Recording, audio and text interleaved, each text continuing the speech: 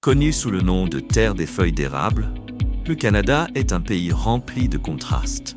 Dans les communautés amish, les femmes portent des bonnets, ne coupent jamais leurs cheveux, évitent les boutons et les bijoux et vivent complètement déconnectées de la vie moderne. L'hospitalité ici prend des formes uniques. En visitant un foyer inuit, vous pourriez être invité à passer la soirée à participer aux traditions avec la famille de l'hôte. Une expérience inoubliable ancrée dans leur culture. Avez-vous déjà entendu parler de payer des impôts avec des pattes de phoque? Dans les régions éloignées de Terre-Neuve et le Labrador, cette pratique curieuse n'est pas qu'un mythe, c'est une partie du charme local. Ne manquez pas cette vidéo, car chaque détail vous émerveillera. Commençons. Bienvenue dans la terre des feuilles d'érable, le deuxième plus grand pays de la planète. S'étendant des régions glacées du cercle arctique au nord jusqu'aux villes vibrantes et animées de son bord sud, la taille du Canada est tout simplement incroyable. Pour vous donner une idée, si vous décidiez de conduire sans vous arrêter de Vancouver sur la côte ouest à Saint John sur la côte est, cela prendrait près de 7 jours. Bien qu'il couvre un étonnant 10 millions de kilomètres carrés, suffisamment d'espace pour contenir plusieurs pays d'Amérique du Sud, comme le Brésil et le Mexique, combinés, la population du Canada est étonnamment modeste. Avec environ 38 millions d'habitants, il a l'une des plus faibles densités de population au monde. Mais ce que le Canada manque en population, il le compense largement par des paysages époustouflants. Imaginez ceci, les sommets escarpés des montagnes rocheuses, des lacs cristallins à perte de vue, et des forêts s'étendant aussi loin que l'œil peut voir.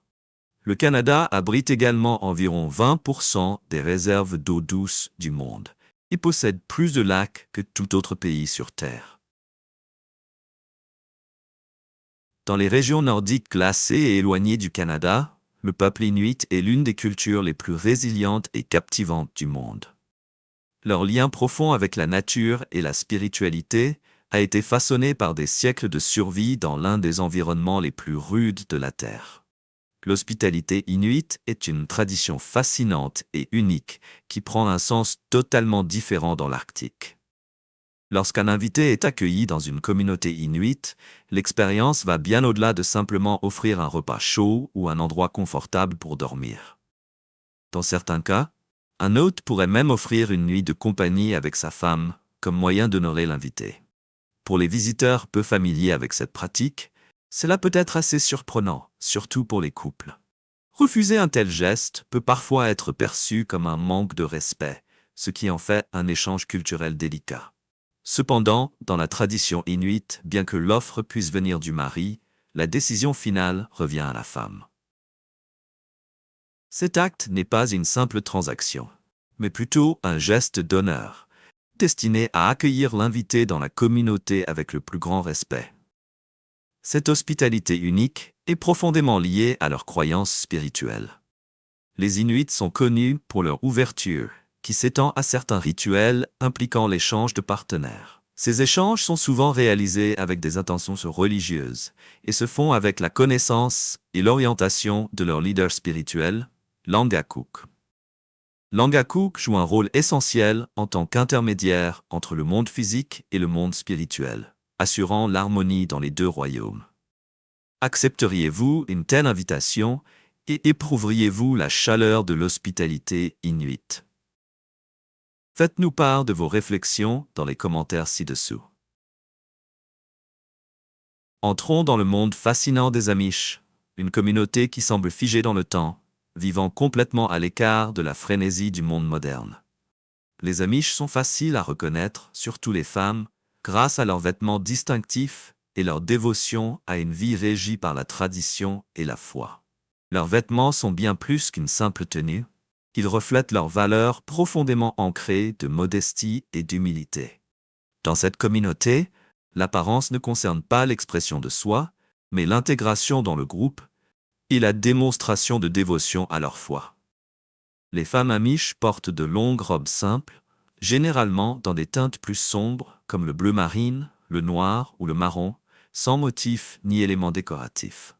Leurs bras sont toujours couverts comme symbole de modestie, et leurs cheveux, jamais coupés, sont soigneusement rangés sous un bonnet ou une coiffe. Ce couvre-chef signifie leur soumission à l'autorité religieuse et leur rôle au sein de la famille, qui est central dans la vie amish.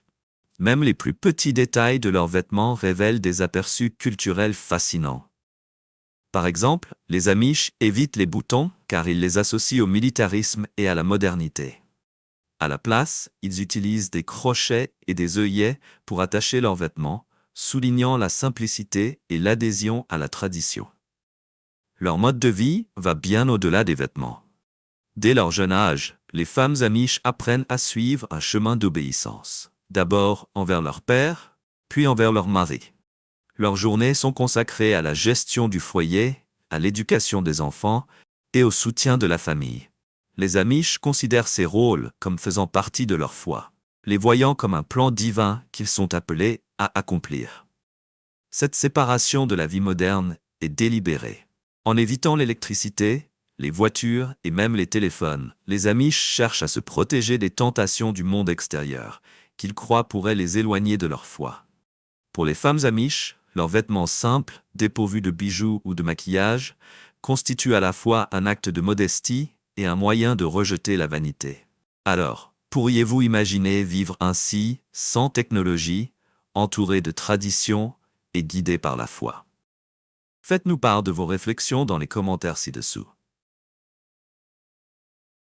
Le Canada, célébré pour sa politesse, abrite également des lois vraiment fascinantes et inhabituelles qui pourraient vous faire réfléchir. L'une des lois les plus étranges liées aux impôts vient de Terre-Neuve et Labrador, une province célèbre pour ses côtes escarpées et ses profondes traditions arctiques. Dans le passé, payer des impôts ici ne nécessitait pas toujours d'argent. Étonnamment, des pattes de phoque étaient autrefois acceptées comme forme de paiement des impôts. Cette pratique originale était enracinée dans la dépendance de la région aux phoques pour survivre, car les produits dérivés des phoques étaient essentiels à l'économie locale. Bien que les pattes de phoque ne soient plus utilisées pour payer des impôts, la récolte de phoques demeure une partie importante de la vie pour de nombreuses communautés côtières et autochtones de Terre-Neuve et Labrador. Ce chapitre inhabituel de l'histoire du Canada continue d'influencer les traditions et la culture locale. Les lois uniques du Canada ne se limitent pas à la fiscalité. Dans le lointain nord enneigé, il existe des règlements qui reflètent l'importance de la traîne de chien. La traîne de chien a été un mode de transport vital pendant des siècles dans des régions comme le Yukon et le Nunavut, où les paysages arctiques rudes exigent de la débrouillardise. Les chiens de traîneau, en particulier les huskies de Sibérie, jouent un rôle crucial dans cette tradition. Ces chiens, qui partagent des traits physiques avec les loups, sont connus pour leur endurance et leur esprit d'équipe. Leur loyauté et leur capacité à parcourir de longues distances sur un terrain difficile en font des compagnons indispensables dans ces régions gelées. Les lois dans ces zones veillent à ce que les chiens de traîneau soient traités avec le plus grand respect. Ces règlements couvrent tout, du nombre de chiens requis pour un traîneau à leurs soins et bien-être, soulignant leur rôle en tant que partenaire essentiel dans la navigation de l'Arctique. Alors, combien coûte-t-il de voyager et de vivre dans ce pays extraordinaire? Avant d'entrer dans le vif du sujet, laissez-moi prendre juste 10 secondes de votre temps. Si vous appréciez cette vidéo, appuyez sur le bouton s'abonner et activez la cloche de notification. Ainsi, vous serez le premier à voir nos nouvelles vidéos et contenus passionnants. Nous promettons de continuer à améliorer cette émission pour vous. Avons-nous un accord? Voyager au Canada est assez simple, notamment si vous venez des États-Unis ou d'Europe. Des grandes villes comme Toronto, Vancouver, Montréal et Calgary sont bien connectées, avec de nombreux vols directs disponibles à des prix compétitifs. Les compagnies aériennes majeures et à bas prix offrent de nombreuses options pour les voyageurs. Pour les amateurs de café, vous vous sentirez chez vous. Une tasse de café au Canada coûte généralement entre 2 et 3 euros, similaire au prix dans des villes comme New York ou Los Angeles. En ce qui concerne les repas au restaurant, le Canada propose une large variété d'options pour tous les budgets. Un repas de milieu de gamme coûtent généralement entre 15 et 30 euros par personne, avec une abondance de cuisine internationale disponible dans des villes comme Toronto, Montréal et Vancouver. Si vous cherchez à économiser de l'argent, la nourriture de rue et les restaurants décontractés sont d'excellents choix, avec des repas disponibles pour moins de 10 euros.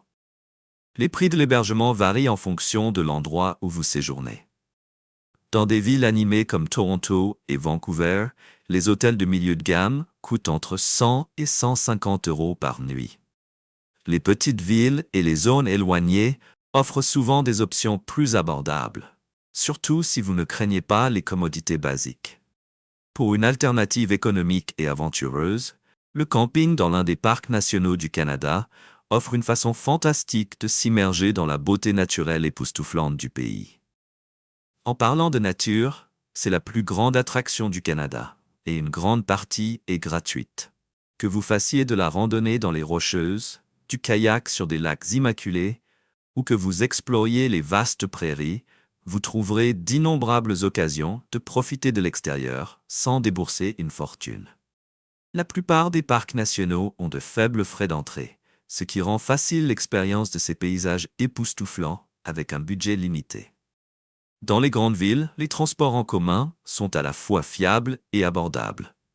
Des villes comme Toronto et Montréal offrent des passes journalières ou hebdomadaires pour les bus, métros et tramways.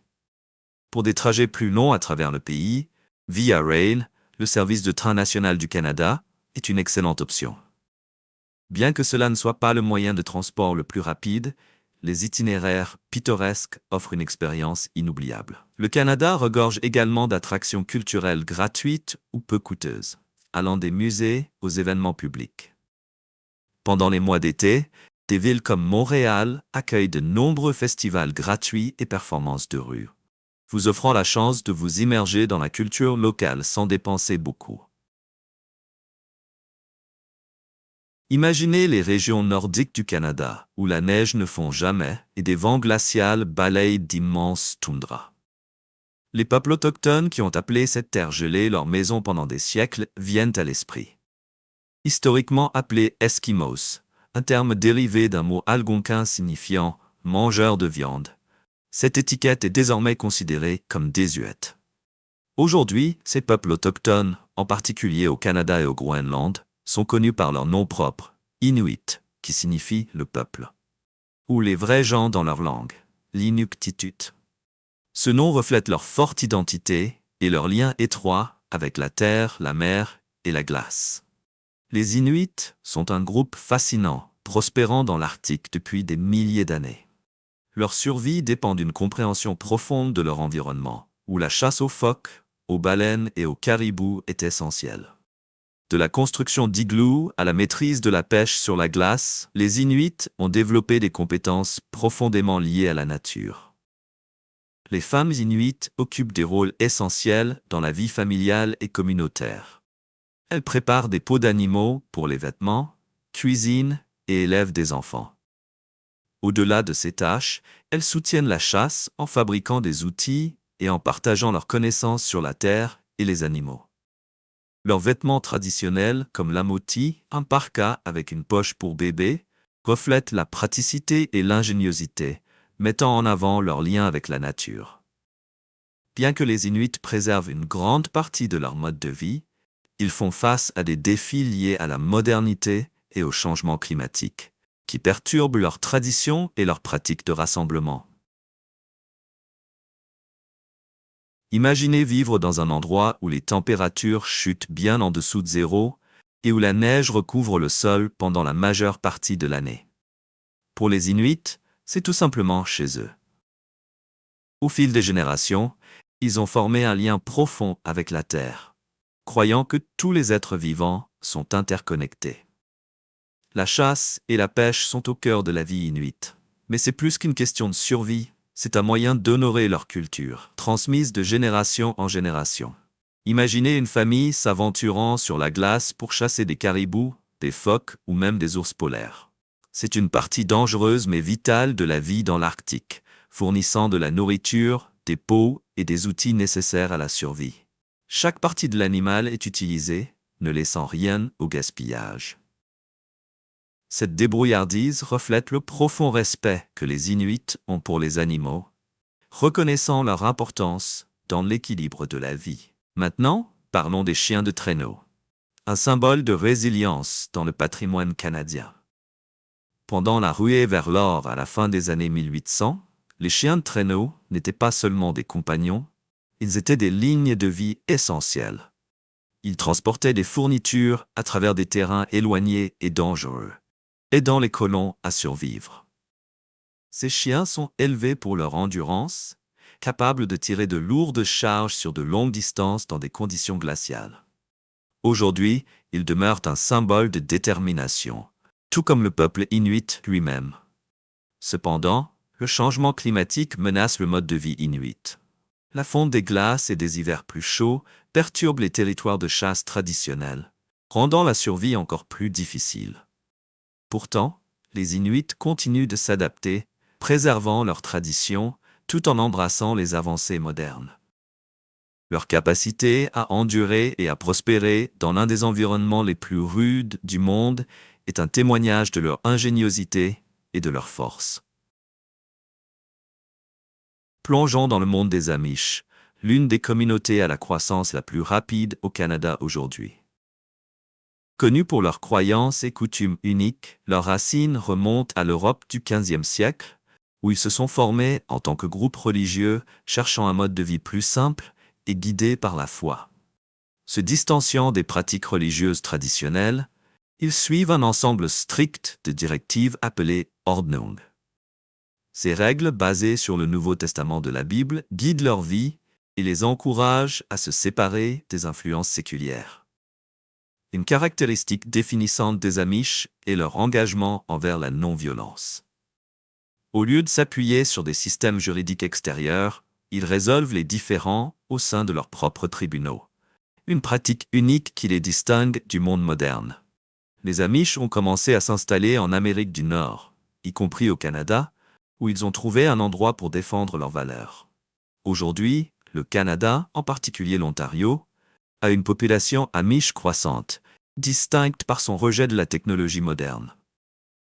En Ontario, la population Amish a considérablement augmenté ces dernières années. Avec près de 40 000 membres à travers le Canada, leur chiffre augmente rapidement grâce à leur taux de natalité élevé qui s'élève à une moyenne de 7 enfants par famille. En revanche, la famille canadienne moyenne a moins de 2 enfants. Cette croissance fait des Amish l'une des communautés à la croissance la plus rapide au Canada. Leur mode de vie interdit l'électricité, les médias sociaux et Internet, les maintenant séparés de l'économie moderne. Les Amish sont renommés pour leurs méthodes agricoles traditionnelles et leur autosuffisance. Malgré leur mode de vie restrictif, les jeunes Amish vivent une période unique, appelée Rumspringa, généralement entre 16 et 20 ans.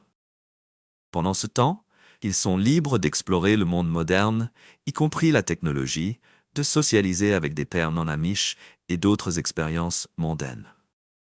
Étonnamment, plus de 90% des jeunes Amish retournent finalement dans leur communauté, s'engageant pleinement dans leur foi et leur mode de vie. Cependant, quitter la communauté Amish a des conséquences significatives. Ceux qui partent coupent souvent les liens avec leur famille et leurs amis. Le retour dans la communauté, si désiré, est à la discrétion des anciens. Enfreindre leur code moral, en particulier en ce qui concerne la pureté avant le mariage, peut entraîner une expulsion permanente, rendant leurs règles sur la modestie et le comportement particulièrement strictes. Une tradition de courtoisie Amish unique est le bundling. Cela implique que de jeunes couples passent la nuit ensemble, tout en étant entièrement habillés, souvent séparés par une barrière telle qu'une couverture ou un oreiller. Cette pratique leur permet de former des liens émotionnels sans violer les règles de modestie. Même la barbe a une signification symbolique chez les hommes Amish. Un visage rasé signifie qu'un homme est célibataire, tandis qu'une barbe n'est laissée pousser qu'après le baptême et le mariage. Pour les hommes Amish, faire pousser une barbe marque une étape spirituelle significative et symbolise la maturité et l'engagement. Imaginez un endroit où les ours polaires errent librement, et où vous pouvez observer ces créatures majestueuses de près comme nulle part ailleurs sur Terre. Bienvenue à Churchill, au Manitoba, la capitale mondiale de l'ours polaire. Cette petite ville canadienne attire des visiteurs du monde entier chaque automne, lorsque les ours polaires viennent sur la terre ferme depuis la baie d'Hudson. Le Canada abrite plus de 15 000 des 25 000 ours polaires du monde, ce qui en fait la destination ultime pour voir ces animaux magnifiques dans leur habitat naturel. Et ce n'est pas seulement les ours polaires. Le Canada possède également des populations florissantes d'ours noirs, d'ours grizzlies et d'autres animaux sauvages incroyables, offrant aux aventuriers un aperçu inoubliable de la nature. Mais les merveilles du Canada ne s'arrêtent pas là. À la baie de Fundy, vous trouverez quelque chose de vraiment étonnant, les marées les plus hautes de la planète. Ces marées colossales montent et descendent de plus de 15 mètres, laissant les visiteurs en admiration devant la puissance brute de la nature. Pour vous donner une idée, c'est aussi haut qu'un immeuble de 5 étages. Voici un fait qui pourrait vous surprendre. Le Canada a plus de lacs que le reste du monde combiné. Avec environ 3 millions de lacs à travers son vaste territoire, le Canada détient 20% de l'eau douce du monde. L'un de ses lacs les plus remarquables, le Grand Lac Ours, est non seulement parmi les plus grands, mais aussi l'un des plus profonds du monde, un véritable chef-d'œuvre de beauté naturelle et d'abondance. Et la taille du Canada ne s'arrête pas là. Il possède la plus longue côte du monde, s'étendant sur plus de 200 000 km. Pour vous donner une idée, marcher sur toute sa longueur vous prendrait 4 ans sans vous arrêter. En parlant de paysages, le Canada abrite également le plus petit désert de la planète. Le désert de Carcross, situé au Yukon, s'étend sur seulement 1 km², mais ajoute encore une autre caractéristique unique à la géographie diversifiée du Canada. Ce qui rend le Canada encore plus remarquable, c'est que 90% de sa terre reste inhabitée. Cette nature sauvage intacte et cette beauté préservée font du Canada une destination de rêve pour les amateurs de nature et les amateurs de sensations fortes. Sous la surface glacée du Canada se cache quelque chose d'encore plus extrême, le pergélisol, une couche de sol qui reste gelée en permanence, même pendant les mois d'été chaud.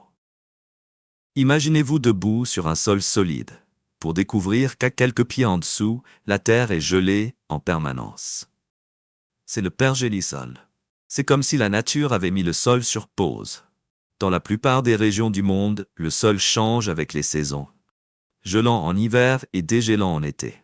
Mais dans les régions nordiques éloignées du Canada, le sol reste gelé toute l'année, souvent sur plusieurs mètres de profondeur.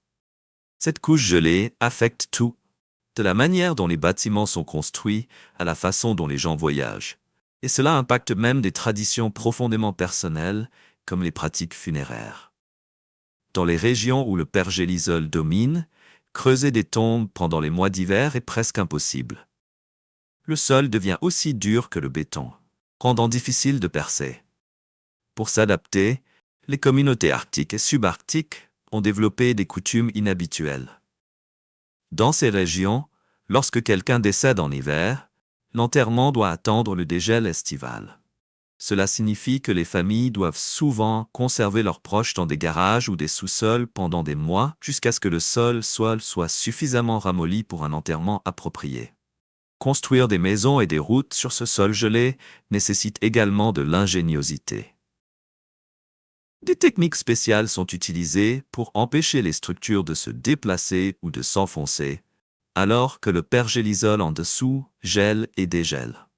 Mais cet environnement difficile fait partie de ce qui rend ces régions si extraordinaires. La manière dont les gens se sont adaptés à la vie dans l'Arctique est un puissant témoignage de la créativité et de la résilience humaine. Le Canada est un pays qui se distingue par sa nature sauvage époustouflante, inégalée par tout autre endroit dans le monde. L'une des raisons de cela est que le Canada se classe comme le 3e pays le plus propre en termes de qualité de l'air, juste derrière l'Estonie et l'île Maurice. Un facteur majeur derrière cet air frais est qu'environ 31% du vaste territoire du Canada est couvert de forêts, représentant plus de 10% de la superficie forestière totale du monde. Pouvez-vous imaginer cela? C'est une vaste étendue, presque aussi impressionnante que la frontière internationale du Canada avec les États-Unis. À 8891 km, c'est la plus longue frontière du monde. Mais les records du Canada ne s'arrêtent pas là. Si vous êtes un jour à Toronto, vous devez visiter Yonge Street, qui détient le titre de la rue la plus longue de la planète. Elle s'étend sur un incroyable 56 km, plus long que certaines des pistes les plus célèbres du monde, y compris une construite pour des ovnis. C'est vrai, dans la petite ville de St. Paul, en Alberta, une piste a été construite en 1967 spécifiquement pour des objets volants non identifiés. C'était la première de son genre. Et la ville possède même un musée des ovnis. Bien qu'il n'y ait aucune confirmation que des extraterrestres y aient jamais atterri, cela reste un endroit fascinant et original à explorer. En parlant de vol, voyager au Canada est plus simple que vous ne le pensez. Le Canada se classe 3e dans le monde pour le nombre d'aéroports, avec plus de 1467 aéroports répartis à travers le pays. Il n'est dépassé que par les États-Unis et le Brésil. Si vous prévoyez une visite, il vous suffit de réserver un vol, de vous assurer que votre passeport est valide et de vérifier si vous avez besoin d'un visa touristique ou d'une autorisation de voyage électronique en fonction de votre pays d'origine. En matière de froid, le Canada abrite certains des endroits les plus froids de la planète. Les hivers dans les régions nordiques peuvent être brutalement longs et glaciales. Nous parlons de températures qui tombent souvent en dessous de moins 30 degrés Celsius, c'est plus bas que moins 22 degrés Fahrenheit. En fait, certaines zones au Canada sont si froides que la glace ne fond jamais. Voici un fait incroyable. Dans certaines communautés du Nord, lorsqu'une personne décède en plein hiver, il est impossible de creuser une tombe, car le sol est complètement gelé. Pendant l'hiver, une grande partie du Canada du Nord se transforme en un pays des merveilles gelées. Les températures peuvent descendre à plus de moins 40 degrés Celsius. C'est plus froid que moins 40 degrés Fahrenheit. Pouvez-vous imaginer vivre dans de telles conditions extrêmes? Mais ne vous inquiétez pas, ce n'est pas que de la glace et de la neige. Si vous envisagez une visite, l'été dans des provinces du Sud, comme l'Ontario et la Colombie-Britannique, offre une échappatoire agréable. Les températures estivales dans ces régions dépassent souvent les 30 degrés Celsius ou 86 degrés Fahrenheit, offrant un contraste chaleureux avec le nord glacé. La beauté naturelle du Canada est époustouflante tout au long de l'année. Le pays abrite plus de 37 parcs nationaux et d'innombrables réserves naturelles, protégeant plus de 300 000 km² de son paysage. Pour mettre cela en perspective, c'est une superficie plus grande que l'ensemble de l'État du Nouveau-Mexique. Ces parcs préservent non seulement les écosystèmes uniques du Canada, mais servent également de sanctuaires pour la faune, tels que les ours grizzly, les loups et les caribous, ainsi que pour plus de 600 espèces d'oiseaux. Si vous êtes un passionné de plein air, les parcs du Canada sont incontournables. Que vous fassiez de la randonnée dans les sommets escarpés du parc national de Banff, ou que vous admiriez les aurores boréales dans le Yukon, la nature sauvage du Canada offre des expériences inoubliables à chaque saison. Si vous avez aimé la vidéo d'aujourd'hui, n'hésitez pas à cliquer sur le bouton j'aime et n'oubliez pas de vous abonner à la chaîne. Votre soutien compte énormément pour nous. Cliquez sur la vidéo qui apparaît actuellement sur votre écran. Je suis sûr que ce contenu va vous plaire. Dites-nous en commentaire quel pays vous aimeriez voir présenté sur notre chaîne. Merci beaucoup d'avoir regardé et à très bientôt dans la prochaine vidéo. Nous sommes ravis que vous soyez ici aujourd'hui. S'il vous plaît, laissez un commentaire, aimez la vidéo pour nous soutenir et abonnez-vous pour plus de vidéos. À bientôt.